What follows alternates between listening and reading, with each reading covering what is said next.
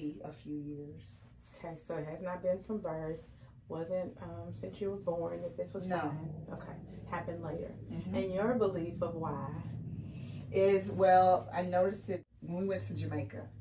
I got those twists, and it was too heavy right there, and like 2 of them came out when we were in Jamaica.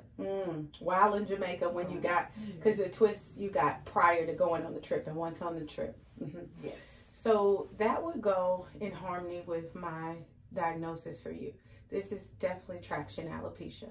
So traction alopecia is common in women in general, but predominantly really African American women, because we do a lot of protective styles. We do styles that can have a weight issue, being way too heavy for the hair that's supporting that particular braid, that particular twist. And when you have fine hair, it can't take a lot. So a lot of people have fine hair, but they have a lot of it. So they're always told, you have thick hair, you have a lot of hair, or coarse hair, but the strands themselves are actually very, very fine, and they can't take a lot too long. So people say, well, I've always did braids and it never came out before.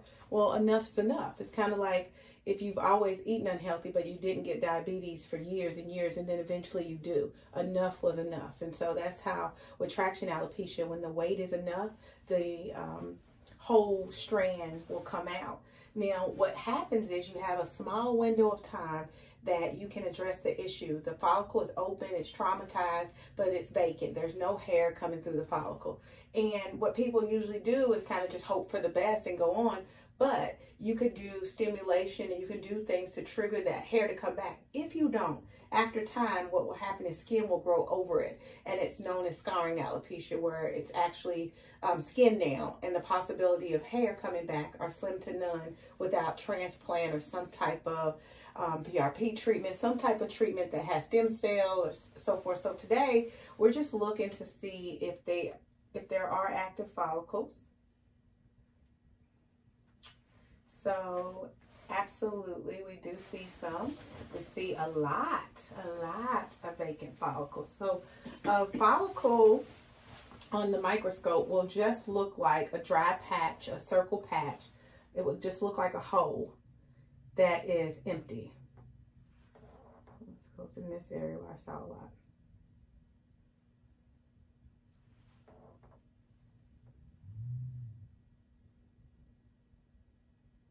There we go. So I see 1, I see 2, I see 3. I also see weak, fine, miniaturized hair that is trying to die off.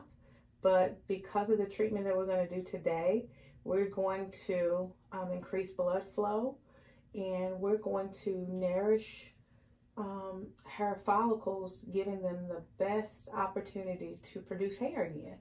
And not only that, we're going to strengthen the hair that she does have, so that if this hair continues to grow, then camouflaging this will be even better. So saving her edges from any more damage or any more trauma, and just looking to see if any more is at risk, because she does wear locks. And as the hair starts to get fine, like this one, looks like it's supported really well, but there's hairs that are coming that may be a little too fine. Yes.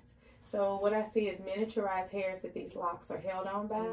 So what we need to do is beef them up, make them strong, because they're very weak. And after time, this weight of this lock will be too much, and this hair will come out. So now this hairline looks like it's receding back.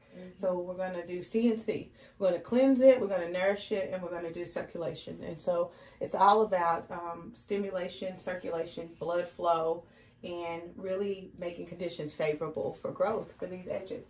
So she, the process of this treatment, guys, hold on 1 second. Once we do a follicle cleanse and really get this area really cleansed, then we will come through and do the actual blood flow and stem cell treatment on here. So I'm going to take a break, cleanse her, and we'll be right back.